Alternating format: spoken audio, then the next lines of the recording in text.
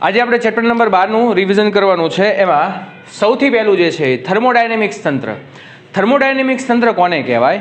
તો જે પ્રક્રિયામાં આપણે કોઈપણ તંત્રનો થર્મોડાયનેમિકલી અભ્યાસ કરવાનો છે એને આપણે થર્મોડાયનેમિક્સ તંત્ર કહેશું। એટલે થર્મોડાયનેમિકલી અભ્યાસ એટલે તાપમાન, દબાણ અને કદના સ્વરૂપમાં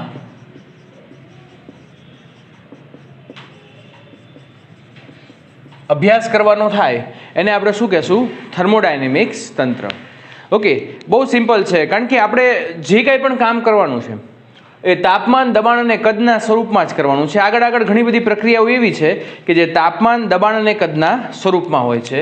ત્યાર પછી જે બીજો અભ્યાસ છે, બરાબર, જેને આપણે કહેશું પરિસર। આ તો બહુ મહત્વનું છે, બરાબર ને?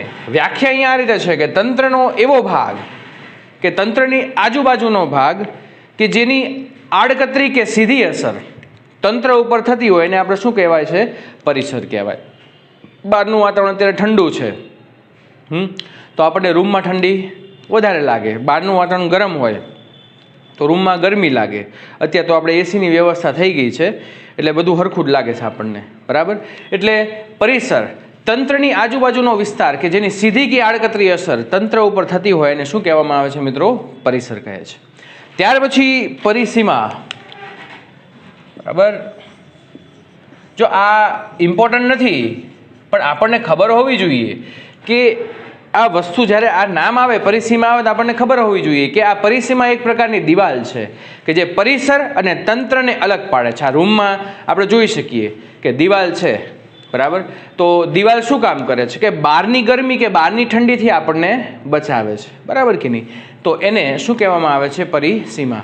એટલે પરિસીમાની વ્યાખ્યા એવી હોય તો આ રીતે પણ આપણે દઈ શકીએ છીએ કે તંત્ર અને પરિસરને અલગ પાડતો એવો વિસ્તાર અથવા અલગ પાડતી એવી દિવાલ કે જેને આપણે શું કહેવાય છે? પરિસીમા। પરિસીમા બે પ્રકારની છે।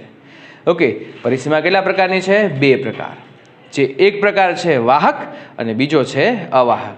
વાહક અવાહકનો કન્સેપ્ટ મિત્રો સુવાહક અને અવાહક હોય ને એના જેવો જ છે કે જે દિવાલમાંથી ઉષ્મા પસાર થઈ શકે એને વાહક કહેવાય અને જેમાંથી ઉષ્મા પસાર ન થઈ શકે એને શું કહેવાય? અવાહક, બરાબર? ઘણી બધી દિવાલ એવી હોય છે કે વાહક અને અવાહકની પરિસ્થિતિનો ભાગ ભજવે છે। આપણે બહારની ગરમી એ અંદર ન લાવી હોય, રૂમમાં ઠંડક રાખવી હોય તો દિવાલ કેવી હોય છે? અવાહક। જનરલી તમે જુઓ ને તો ગામડાઓમાં માટીના ઘર હોય છે, બરાબર ને? માટીની લીપીવાળા ઘર હોય છે, તો એ ઘરમાં ઠંડક વધારે હોય, અહીંયામાં પંખાની જરૂર ન પડે, આપણે ઠંડક કેવી હોય છે? વધારે હોય। તો એનો મિનિંગ શું છે કે માટી છે ને એ ઉષ્માની અવાહક છે, એટલે બહારની જે ગરમી અંદર ન આવી શકે, બહારની ઠંડી પણ અંદર ન આવી શકે, એટલે તાપમાન કેવું રહે છે? અનુકૂળ। તો એને આપણે શું કહેવામાં આવે છે? પરિસીમા।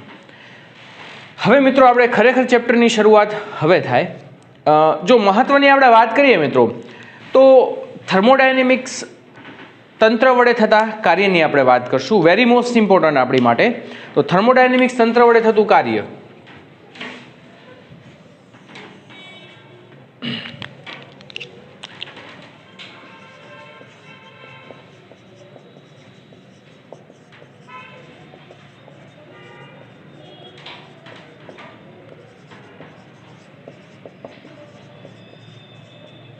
હવે થર્મોડાયનેમિક્સ તંત્ર વડે મિત્રો કાર્ય આપણે બે પ્રકારે ભણ્યા છીએ।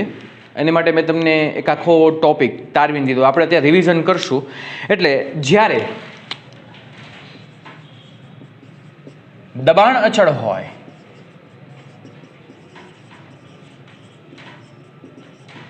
ત્યારે કાર્ય થાય છે મિત્રો એ W is equal two P delta V, બરાબર? W ઇઝ ઇક્વલ ટુ શું થશે મિત્રો? P delta V। આ સમયે દબાણ અચળ રહે છે પણ કદમાં ફેરફાર થાય છે। કદમાં જે ફેરફાર થાય એ P V2 માઇનસ V1 શું થશે? P V2 માઇનસ V1 અથવા V1 minus V2, vote ever તમારે જે કાંઈ પણ લખી શકો, છે તો કદનો તફાવત તે। ઓકે, ત્યાર પછી જ્યારે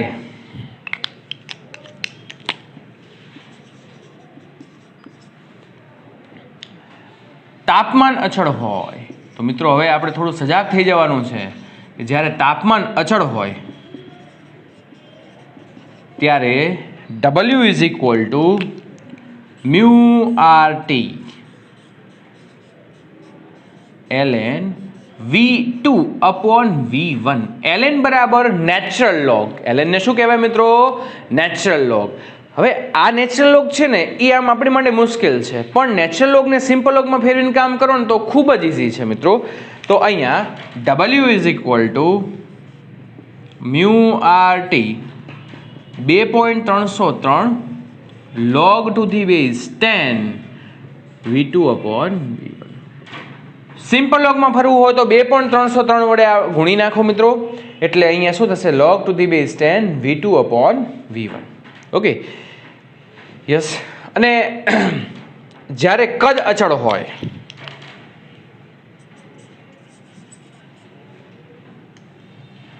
જ્યારે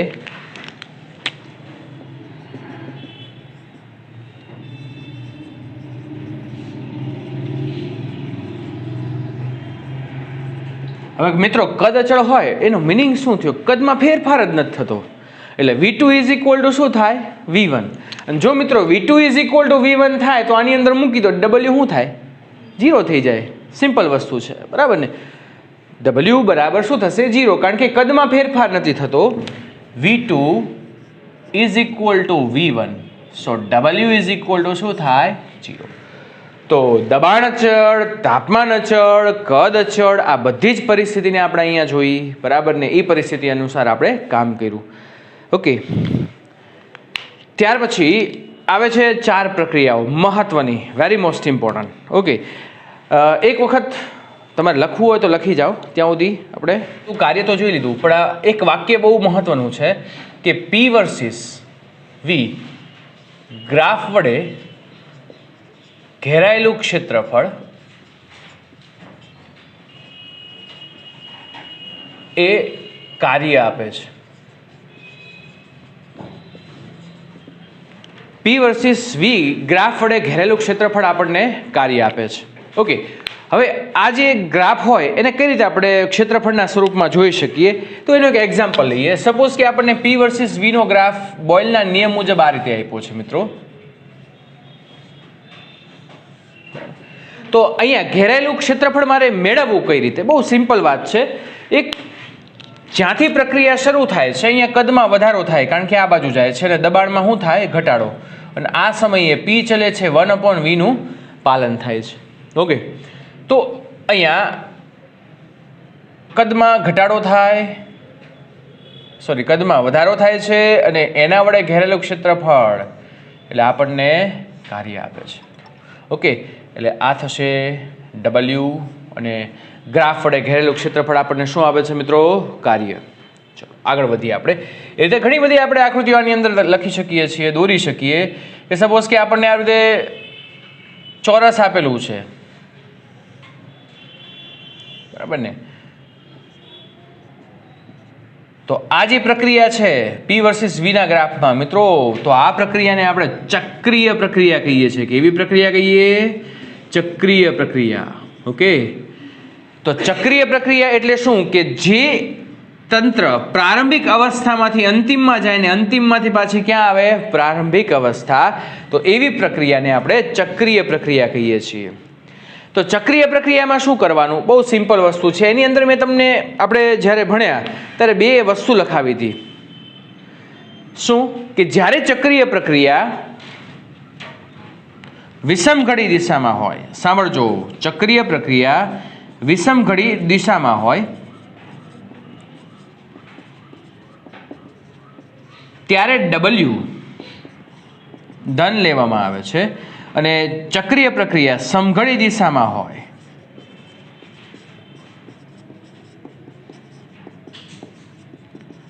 ત્યારે W કેવું લેવામાં આવે છે? સોરી, અહીંયા આપણે ભૂલ થઈ ગઈ, કાંઈ વાંધો નહીં. W અહીંયા ઋણ આવશે, અહીંયા W શું આવશે? ધન. બરાબર? સમઘડી એટલે આ રીતે, વિષમ ઘડી એટલે આ રીતે. તો સમઘડી અને વિષમ ઘડી હોય તો પ્રક્રિયા છે ધન અને ઋણમાં ફેરફાર પડે. પછી આપણે આગળનું થોડુંક કામ બાકી રહી ગયું છે ને આપણે અહીંયા કરી નાખીએ. જો મિત્રો આગળ આપણે એવું લખ્યું હતું કે કોઈ સમતાપી પ્રક્રિયા હોય તો એના વડે થતું કાર્ય W is equal to mu R T ln V2 upon V1 છે. હવે એની અંદર આપણે એક વસ્તુ ભૂલાઈ ગઈ છે અને આપણે યાદ કરી લઈએ મૌખિક રીતે કે જો એની અંદર V2 ગ્રેટર ધેન V1 હોય એટલે કે અંતિમ અવસ્થા વધારે અને પ્રારંભિક અવસ્થા ઓછી હોય. એનો મતલબ શું થયો? પિસ્ટન અહીંયા હતું અને અંતમાં ક્યાં આવ્યું? અહીંયા. તો પિસ્ટન નીચેથી ક્યાં ગયું મિત્રો? ઉપર. પિસ્ટન જ્યારે નીચેથી ઉપર જાય ત્યારે તંત્ર વડે કાર્ય થયું છે તેમ કહેવાય. અને તંત્ર વડે કાર્ય થાય મિત્રો તો એવું કહી શકાય કે આ કાર્ય ધન છે, કારણ કે V2 ઉપર V1 નીચે.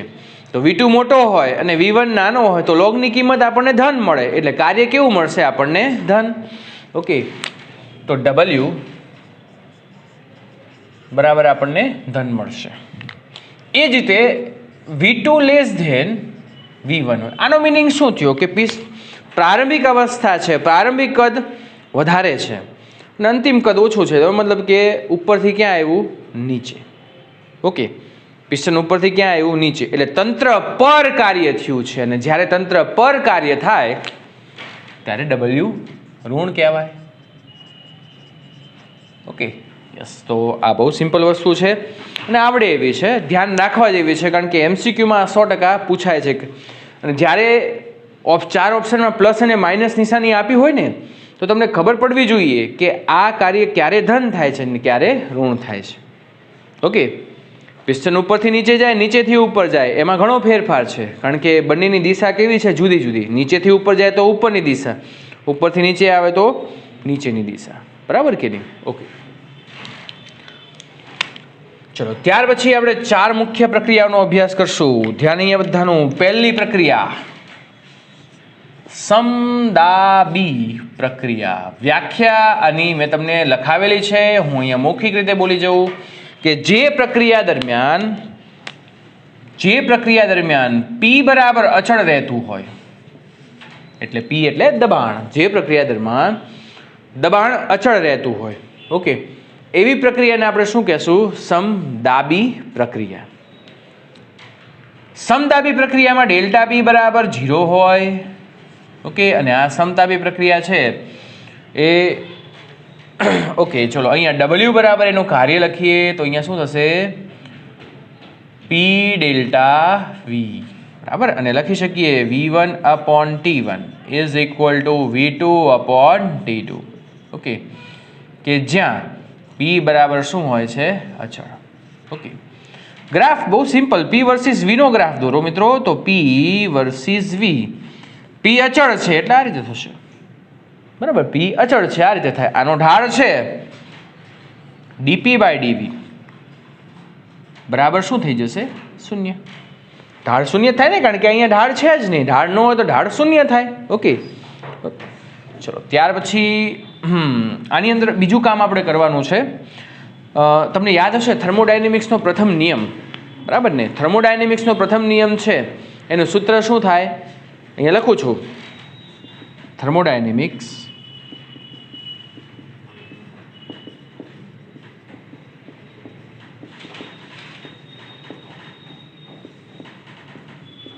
બરાબર ને? Delta you is equal to delta Q minus delta W. આ સૂત્ર આપણી માટે મહત્વનું છે. Delta you is equal to delta Q minus delta W. હવે આની અંદર ડેલ્ટા ડબલ્યુ બરાબર તો P ડેલ્ટા V મૂકીશ. ડેલ્ટા ક્યુ બરાબર સૂત્ર આવે છે, પણ હું કમ્બાઇનમાં જો સૂત્ર લખું ને મિત્રો તો delta you is equal two એટલે કે આંતરિક ઉર્જાનો તફાવત લખવામાં આવે છે mu CP delta T. Mu એટલે વાયુનો જથ્થો જે મોલમાં માપીએ છીએ એટલે મ્યુ કહેવાય. CP એટલે અચળ દબાણે મોલર વિશિષ્ટ ઉષ્મા. ઓકે, ડેલ્ટા ટી એટલે તાપમાનનો તફાવત. સીધું યાદ રાખી લેજો, delta you is equal to mu CP delta T. ત્યાર પછી મિત્રો આપણે જોશું સમતાપી પ્રક્રિયા.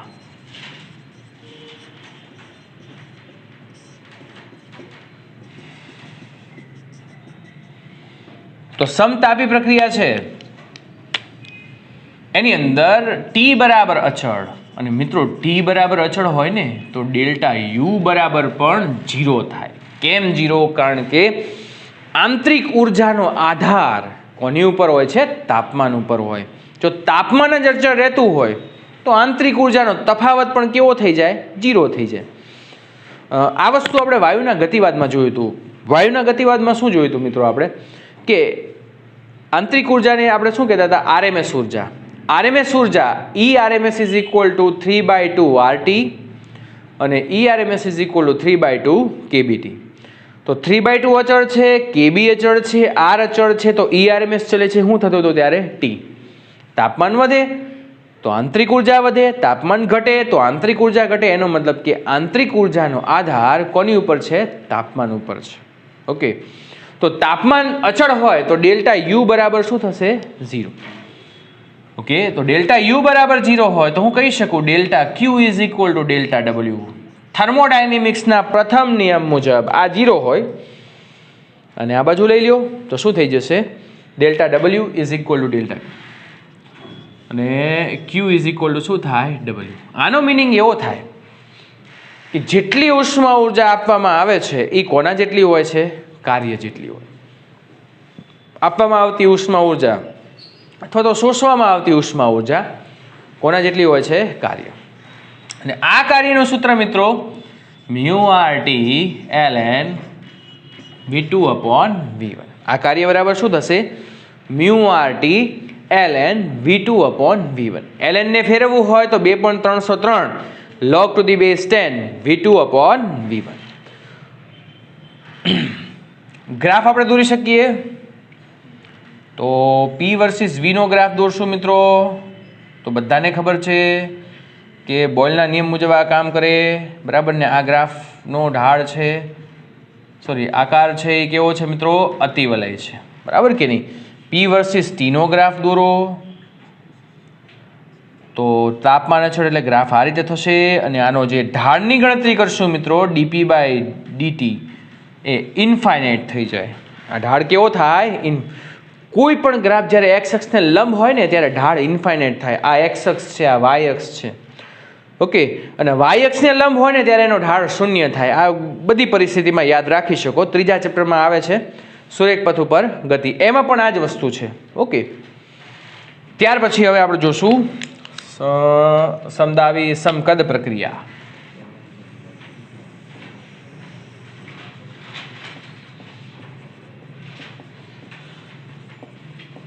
તો મિત્રો સમકદ પ્રક્રિયા છે કે જે પ્રક્રિયા દરમિયાન કદ અચળ રહેતું હોય એવી પ્રક્રિયાને શું કહેવામાં આવે છે? સમકદ પ્રક્રિયા. તો V બરાબર અચળ તો ડેલ્ટા V બરાબર શું થાય? 0. અને ડેલ્ટા V બરાબર 0 તો W બરાબર 0. W બરાબર 0 તો delta U is equal to delta Q. અને એને બરાબર exactly mu CV delta T લખી શકાય. શું લખી શકાય? Mu CV delta T. CV બરાબર અચળ કદે મોલર વિશિષ્ટ ઉષ્મા. ઓકે, CV બરાબર શું થશે? અચળ કદે મોલર વિશિષ્ટ ઉષ્મા. ઓકે, ગ્રાફ આનો દોરવો હોય અથવા તો હું એમ કહું કે જો કદ અચળ રહેતું હોય તો P1/T1 ઇઝ ઇક્વલ ટુ શું થાય? P2/T2. ગ્રાફની વાત કરીએ તો P વર્સિસ V નો ગ્રાફ દોરીએ તો ઊભી લાઈન આવે કારણ કે કદ અચળ છે. V વર્સિસ T નો ગ્રાફ દોરીએ તો આ રીતે ઢાળ કેવો થાય? 0. અહીંયા ઢાળ કેવો થાય? ઇન્ફાઇનાઇટ, બરાબર કે નહીં? અને P વર્સિસ T નો ગ્રાફ દોરીએ, બરાબર ને? તો એ સુરેખ આવશે કારણ કે કદ કેવું છે? અચળ.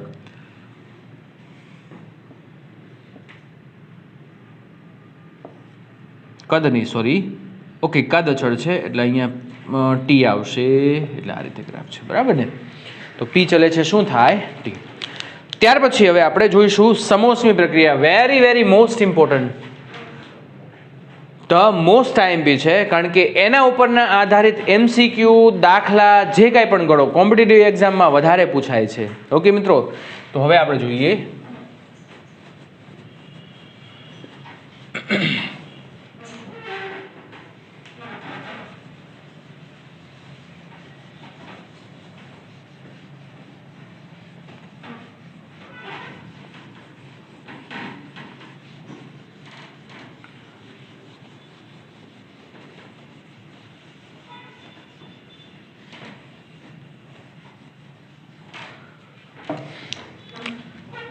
સમોષ્મી પ્રક્રિયા વેરી મોસ્ટ ઇમ્પોર્ટન્ટ આપણી માટે. બધાનું ધ્યાન અહીંયા હોવું જોઈએ. કોઈ પણ પ્રકારની આડીઅવળી પ્રક્રિયા હોવી જોઈએ નહીં. કારણ કે હું ડીપમાં પણ લઈ જઈશ આની અંદર. અને બીજી વસ્તુ છે કે આપણે પ્રોપરલી જે તમને સાબિત કરીને દેખાડ્યું એવી રીતે હું નહીં કરું અત્યારે, બરાબર? એટલે બધાનું ધ્યાન અહીંયા હોવું જોઈએ. સમોષ્મી પ્રક્રિયા, જે પ્રક્રિયા દરમિયાન ઉષ્મા ઉર્જાનો વિનિમય અચળ રહેતો હોય, એટલે ક્યુ બરાબર શું થશે? અચળ. જો ક્યુ બરાબર અચળ હોય તો delta Q is equal two 0 થઈ જાય. તો થર્મોડાયનેમિક્સના પ્રથમ નિયમ મુજબ delta you is equal two minus delta W. યાદ છે બધાને? Delta you is equal to delta Q minus delta W. એમાં ડેલ્ટા ક્યુ 0 થઈ જાય તો delta you is equal two minus delta W. Okay, તો હવે મારે જો વાક્ય સ્વરૂપે લખવું હોય તો મિત્રો બહુ સિમ્પલ વસ્તુ છે કે જે આંતરિક ઉર્જાનો ફેરફાર છે એ જ કાર્ય જેટલો છે. આંતરિક ઉર્જાનો ફેરફાર એ કાર્યમાં ફેરફાર જેટલો છે, પણ આગળ માઇનસ છે મિત્રો. જો હવે ક્યાં ફેરફાર થાય? અહીંયા કે જો ડબલ્યુ ધન હોય, ધન ક્યારે હોય? જ્યારે તંત્ર વડે કાર્ય થાય ત્યારે. તંત્ર વડે કાર્ય થાય ત્યારે ડબલ્યુ કેવો હોય મિત્રો? ધન. અને તંત્ર વડે મિત્રો કાર્ય થશે તો ડબલ્યુ ધન થાય. ડબલ્યુ ધન થાય ને તો ડેલ્ટા યુ છે એ ઋણ થશે. કેમ? આ ધન છે તો ધન ગુણ્યા ઋણ એટલે ઋણ. એ જ રીતે ડબલ્યુ ઋણ હોય. ઋણ ક્યારે હોય? કે જ્યારે તંત્ર પર પ્રક્રિયા થાય. એટલે જો તંત્ર વડે પ્રક્રિયા થાય તો આંતરિક ઉર્જામાં ઘટાડો થાય છે, આંતરિક ઉર્જા ઋણ બને છે. અને જ્યારે તંત્ર પર પ્રક્રિયા થાય ત્યારે આંતરિક ઉર્જામાં વધારો થાય, કારણ કે આંતરિક ઉર્જાનો તફાવત ધન બને છે. સમજાણું તમે? આંતરિક ઉર્જાનો તફાવત કેવો બને છે? ધન. તો આ વસ્તુ છે. જ્યારે પિસ્ટન નીચેથી ઉપર જાય ને ત્યારે ડેલ્ટા યુ ઋણ થાય, ત્યારે આંતરિક ઉર્જામાં ઘટાડો થાય. જ્યારે પિસ્ટન ઉપરથી નીચે આવે ને ત્યારે ડેલ્ટા યુ ધન કહેવાય, ત્યારે આંતરિક ઉર્જામાં શું થાય છે? વધારો થાય. બીજી વસ્તુ કે સમોષ્મી પ્રક્રિયા ક્યારે કઈ પરિસ્થિતિમાં ઉદ્ભવે? તો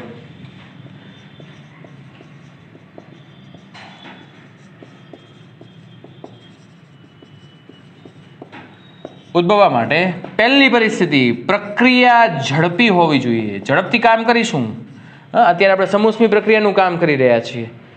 એટલે આપણે જે પ્રક્રિયા કરીએ છીએ સમોષ્મી છે. હાલમાં હું ત્યાં લેક્ચર લઉં છું એ સમોષ્મી પ્રક્રિયા, કારણ કે બધું ઝડપથી કામ કરીએ છીએ. ઓકે, તો પ્રક્રિયા ઝડપી હોવી જોઈએ, બરાબર મિત્રો. અને બીજું કે તંત્રની દિવાલ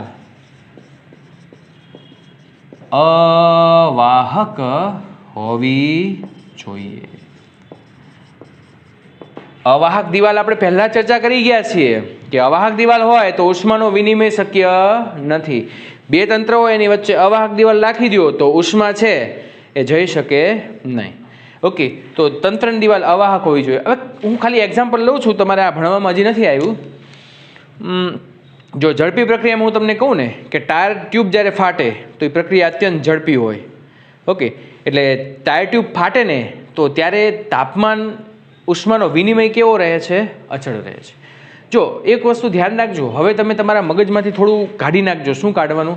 કે સપોઝ કે હું તમને એમ કહું કે ક્યુ અચળ રહે છે, તમે કદાચ એવું વિચારશો કે તાપમાન એ અચળ રહે. નહીં. જ્યારે ક્યુ અચળ રહે ત્યારે તાપમાન અચળ રહે એવું જરૂરી નથી મિત્રો. તાપમાન બદલાતું હોય. ટાયર ટ્યુબ ફાટે ને ત્યારે ઉષ્માનો વિનિમય અચળ રહે છે, પણ ત્યારે તાપમાન વધે છે. આપણે સ્લીપ ખાઈને પડી જઈએ છીએ ને, એ જ્યારે અચાનક ફાટે ને એટલે એની અંદરની બધી હવા બહાર નીકળે, બરાબર.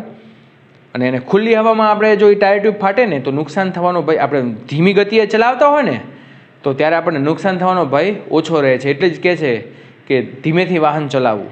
બહુ ફૂલ સ્પીડમાં આપણે અત્યારે તો ઘણા બધા બાઇક આવી ગયા છે, સીધું જાય રમરમાટી બોલાવે, બરાબર ને. એ એટલે ઝડપની મજા ને મોતની સજા. અહીંયા આવી જઈએ આપણે. તો તંત્રની દિવાલ કેવી હોય છે? અવાહક હોય છે.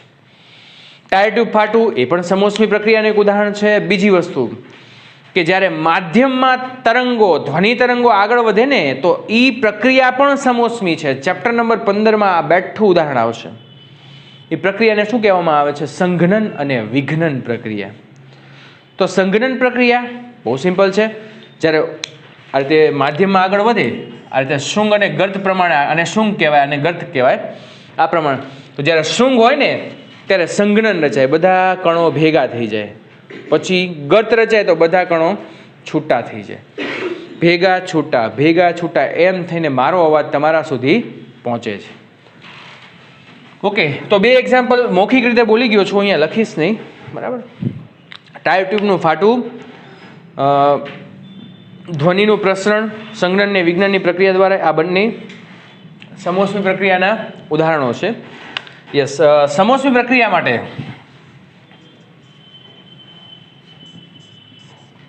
પીવી રેસ ટુ ગામા બરાબર અચળ. આ પી અને વી વચ્ચેનો સંબંધ છે, બોયલના નિયમને અનુસરે છે. તો પીવી રેસ ટુ ગામા બરાબર અચળ. એ જ રીતે આપણે જો આની અંદર તારવવું હોય, બરાબર ને, મોઢે યાદ ન હોય તો બહુ સિમ્પલ વસ્તુ છે. આપણી પાસે સૂત્ર છે PV is equal to mu R T. So આની અંદર આપણે પીને કરતા તરીકે બનાવીએ તો P is equal to mu R T upon V. મેં તમને કીધું હતું કે યાદ ન રહે ને તો કાંઈ વાંધો નહીં, તારવતા તમને આવડવું જોઈએ. અને બહુ સિમ્પલ છે, 1 મિનિટનો સમય લાગે. પીની જગ્યાએ હું મૂકી દઉં તો mu R T upon V into V raise to gamma બરાબર શું થાય? અચળ.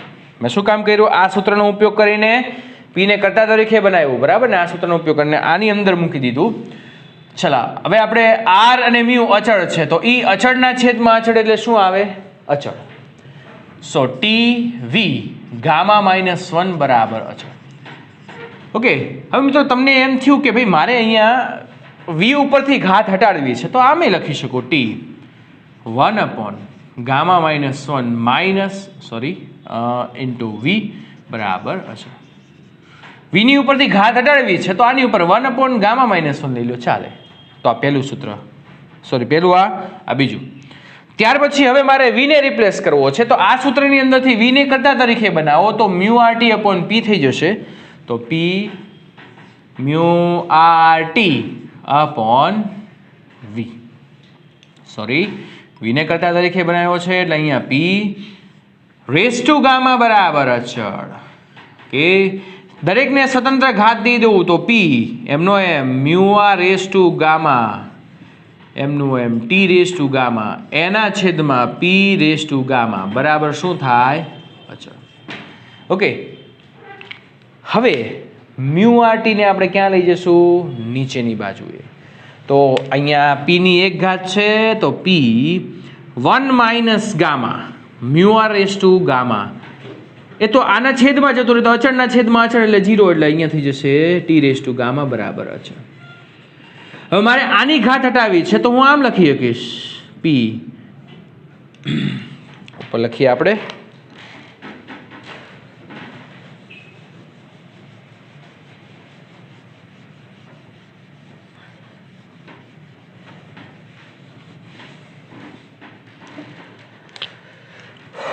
પી 1 - ગામાના છેદમાં ગામા ટી બરાબર અચળ.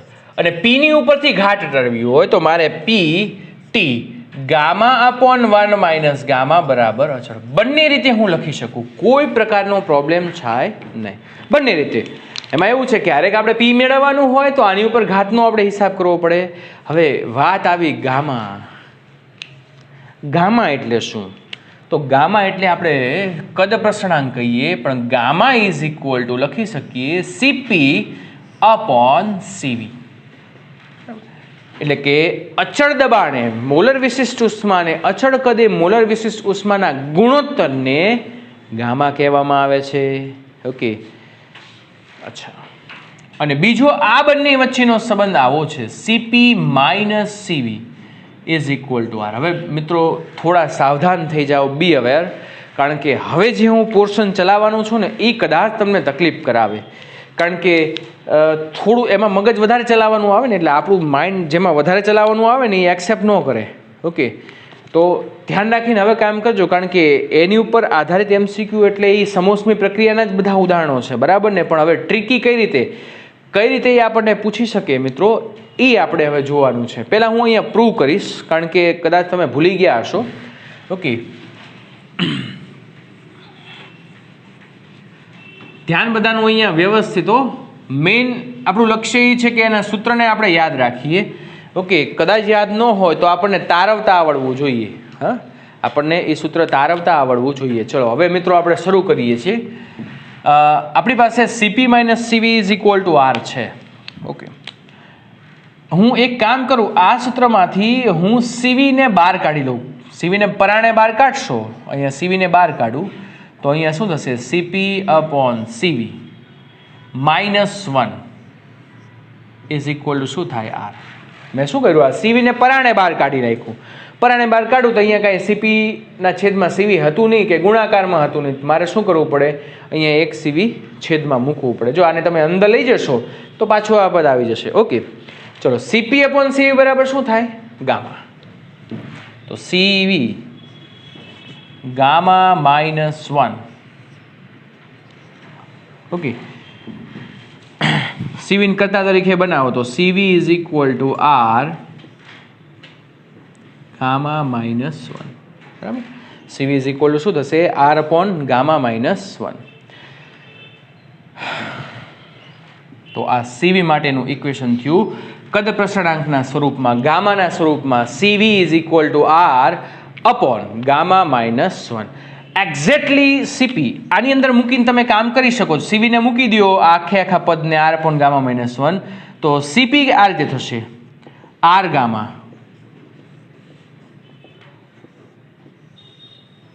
બરાબર, R ગામા /ગામા -1.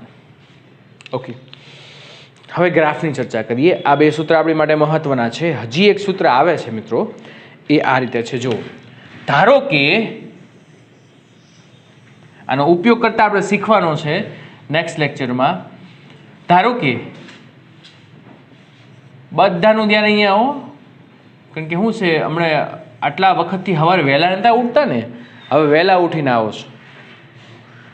એ અમારી જોડે એવું જ થયું છે. એટલે વહેલા ઉઠવાની ટેવ ન હોય ને તમને પરાણે ઉઠાડ્યા હોય એને એમાંય પાછું ફિઝિક્સ ભણવાનું. એટલે ફિઝિક્સ એ એવી વસ્તુ છે કે જેમાં મગજનો મેક્સિમમ ઉપયોગ થાય, જેમાં અમારા મગજનો મેક્સિમમ ઉપયોગ થાય, કારણ કે તમને બધાને હેન્ડલ કરવાના છે. ઓકે, સો PV/ગામા બરાબર, અચ્છા ગામાની આ વખતે x લઈ લીધું. PV/x બરાબર શું છે? અચળ. આની જેમ જ તેઓ PV/ગામા બરાબર અચળ છે. કેમ આપણે આ બધી વસ્તુ લખી? તો PV/x બરાબર અચળ હોય તો મિત્રો આપણે આ રીતે લખી શકીએ છીએ.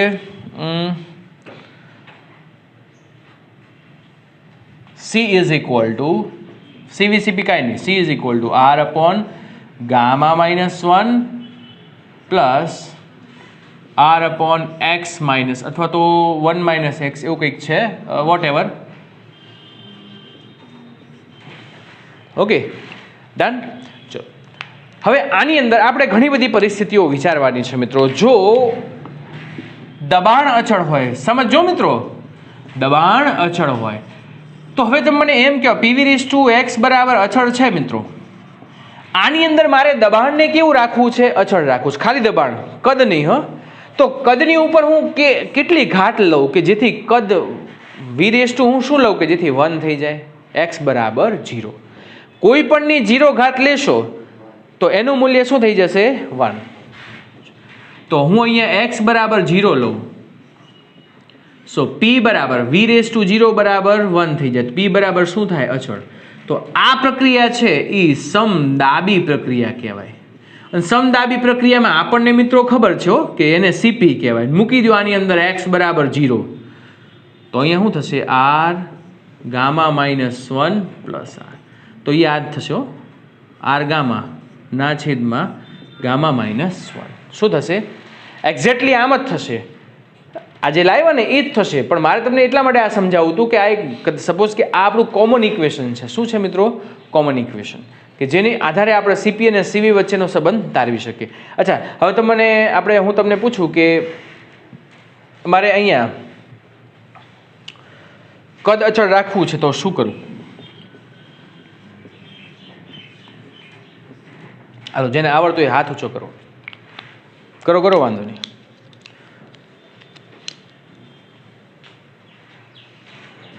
હાથ ઊંચો કરવાનું કીધું, એકબીજાને સામે જોવાનું નથી કીધું મેં. પછી આમ જોવે છે કે કોઈ હાથ ઊંચો, અને કરવો તો છૂટ છે. આપણે ભલે વિડીયો લેક્ચર અહીંયા ચાલુ છે પણ આવડતું હોય તો તમને બોલવાની છૂટ છે, એ હું કહું ત્યારે.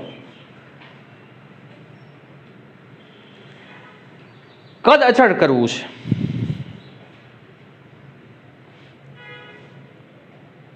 જો મિત્રો એક વસ્તુ હું તમને એમ કહું કે અચ્છા ચલો કદ અચળ નહીં, આપણે આને થોડું મોડિફાઈડ કરી નાખીએ. બસ તાપમાન અચળ કરવું છે.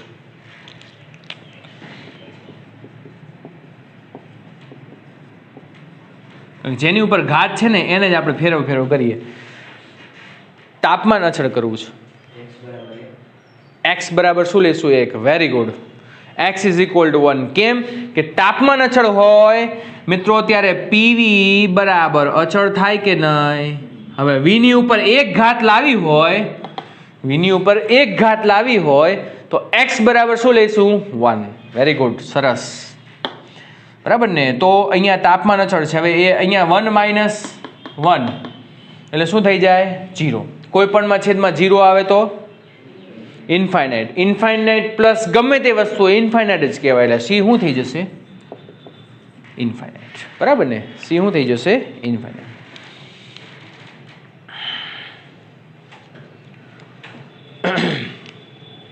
Okay, yes. ચલો હવે આપણે આગળ વધીએ.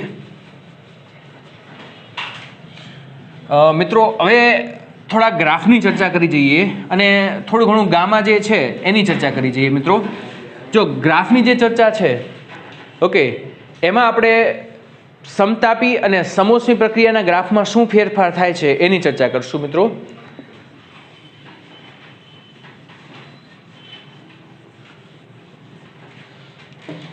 ઓકે, તો ધ્યાન અહીંયા બધાનું.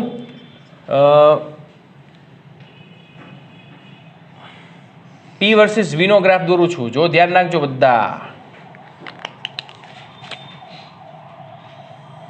બરાબર? આ P વર્સિસ V નો ગ્રાફ છે, બરાબર?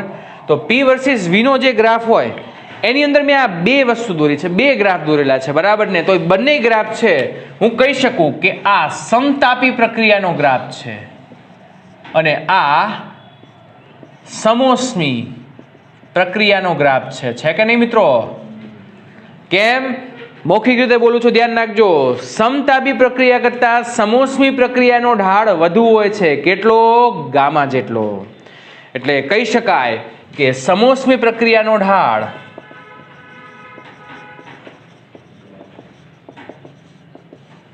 is equal to gamma into સમતાપી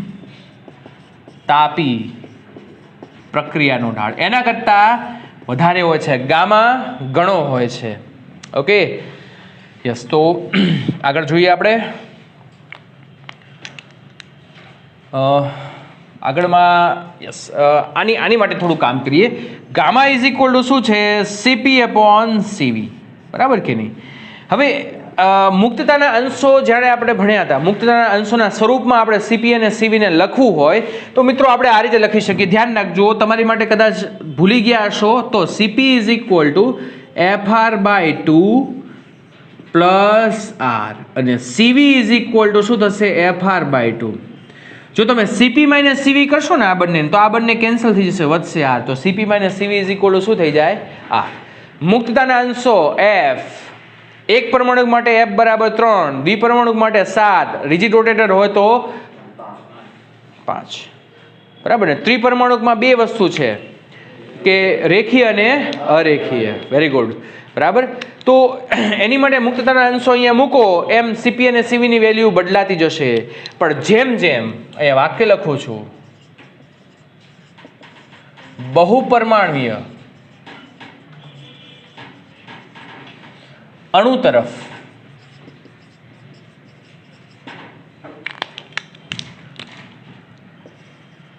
આગળ વધો તેમ તેમ ગામાનું મૂલ્ય ઘટતું જાય છે. એટલે એક પરમાણુ, દ્વિપરમાણુ, ત્રિપરમાણુ, એના કરતાં પણ આગળ બહુપરમાણુય હોય તો ગામાનું મૂલ્ય ધીમે ધીમે ધીમે ધીમે ઘટતું જાય છે મિત્રો. ઓકે, ચલો ત્યાર પછી 4 પ્રક્રિયાઓ અહીંયા પૂરી થઈ ગઈ છે. તો હવે આપણે આવશે ઉષ્મા એન્જિન, રેફ્રિજરેટર અને કાર્નોટ એન્જિન. ફટાફટ એનું રિવિઝન કરી જઈએ.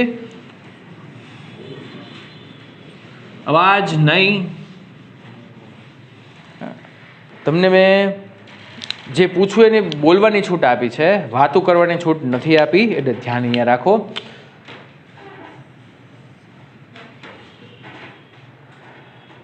ઉષ્મા એન્જિન. ઉષ્મા એન્જિન એક એવું સાધન છે કે જે ઉષ્મા ઉર્જાનું યાંત્રિક કાર્યમાં રૂપાંતર કરે છે. આ એનો સિદ્ધાંત છે. તો ઉષ્મા એન્જિન માટે એને કાર્યક્ષમતાનું સૂત્ર મારે લખવું હોય તો ઈટા ઇઝ ઇક્વલ ટુ, એને શું કહેવાય? ઈટા. બરાબર ને? નામ યાદ રાખજો.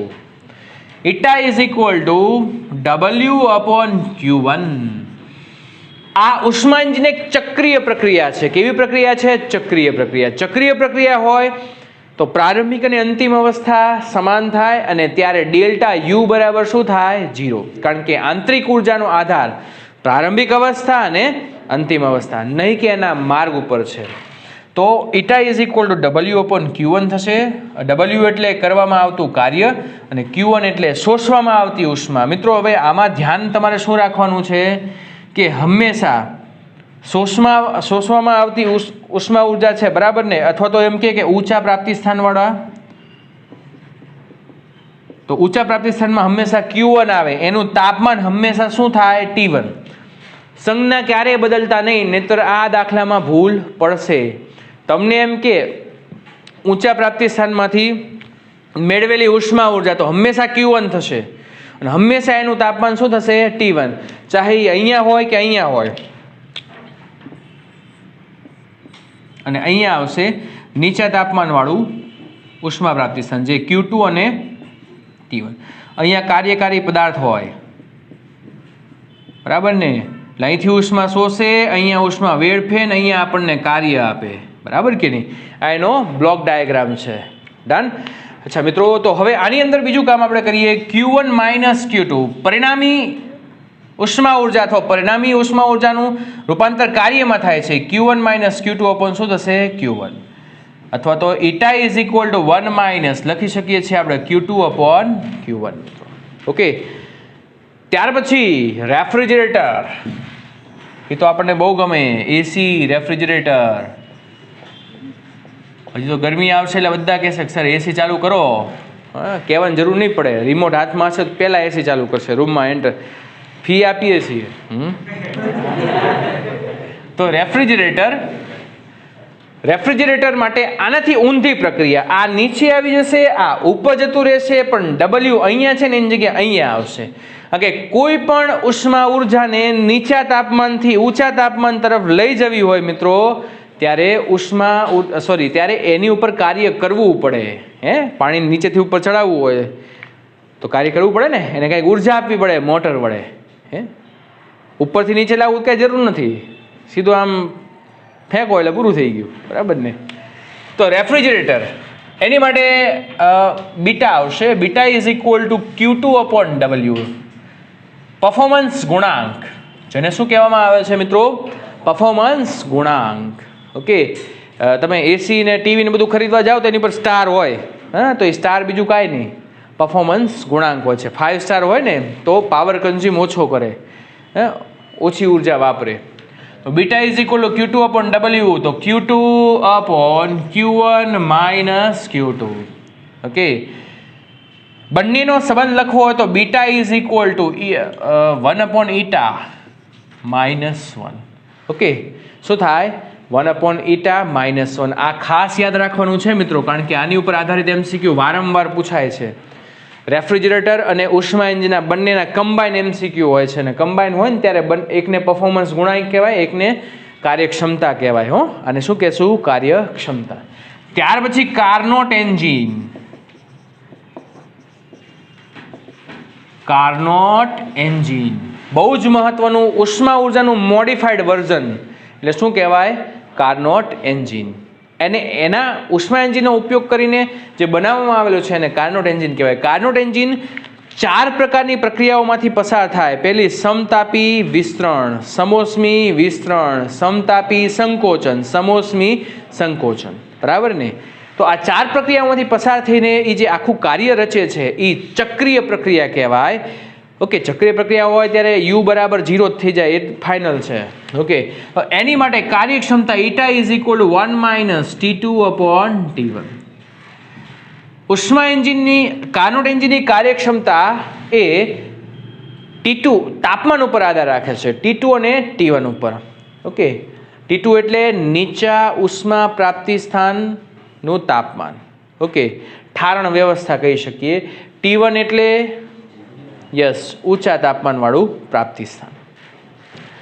આ બંનેને સરખાવીએ મિત્રો, આ ઈટા છે ને આ ઈટા છે બરાબર ને, આના સિદ્ધાંત ઉપર જ કામ કરે છે, તો ઇઝ ઇક્વલ ટુ લખી શકીએ 1 માઇનસ Q2 અપોન Q1. તો બંનેને સરખાવો, 1 1 કેન્સલ થશે, તો T2 upon T1 is equal two Q2 upon Q1. એટલે કે T ચલે છે Q, જો T ચલે છે Q હોય તો અહીંયા પણ આપણે કહી શકીએ T2 upon T1 minus T2. બરાબર. તો આ સાથે આપણે આ ચેપ્ટર નંબર 12નું રિવિઝન પૂરું થાય છે. જે કાંઈ પણ ડિફિકલ્ટી હોય એ નેક્સ્ટ લેક્ચરમાં મને કહેવી તો આપણે ફરીવાર ચલાવશું. ત્યાં સુધી આપણે રાખીએ. Okay, thank you very much. Good bye, take care.